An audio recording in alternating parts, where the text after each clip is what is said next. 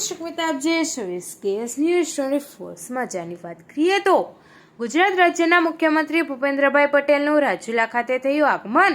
મુખ્યમંત્રીના વરદ હસ્તે શહીદ ચોક તિરંગા સર્કલનું લોકાર્પણ કર્યું તેમજ વિવિધ કાર્યક્રમોનું તકતી મારફતે લોકાર્પણ કરવામાં આવ્યું. ધારાસભ્ય હીરાભાઈ સોલંકી દ્વારા મોમેન્ટો આપી મુખ્યમંત્રીનું સ્વાગત કર્યું. ભાજપના આગેવાનો, અગ્રણીઓ તેમજ અધિકારીઓ, વેપારીઓ દ્વારા પુષ્પગુચ્છ આપી સ્વાગત કરવામાં આવ્યું. સાથોસાથ મુખ્યમંત્રી ભૂપેન્દ્રભાઈ પટેલે ભાજપ નેતા અમરીશ ડેર તેમજ ધારાસભ્યની કાર્યાલયની મુલાકાત લીધી. આ કાર્યક્રમમાં બહોળી સંખ્યામાં જનમેદની ઉપસ્થિત રહી હતી. આ સાથે નાયબ મુખ્ય દંડક કૌશિક વેકરિયા, ધારાસભ્ય હીરાભાઈ સોલંકી, ભાજપ નેતા અમરીશ ડેર, કલેક્ટર, DDO, પ્રાંત અધિકારી તેમજ વહીવટીતંત્ર ખડે પગે રહ્યું.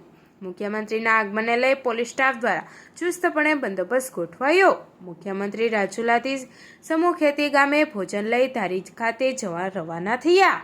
SKS news 24 Rajula.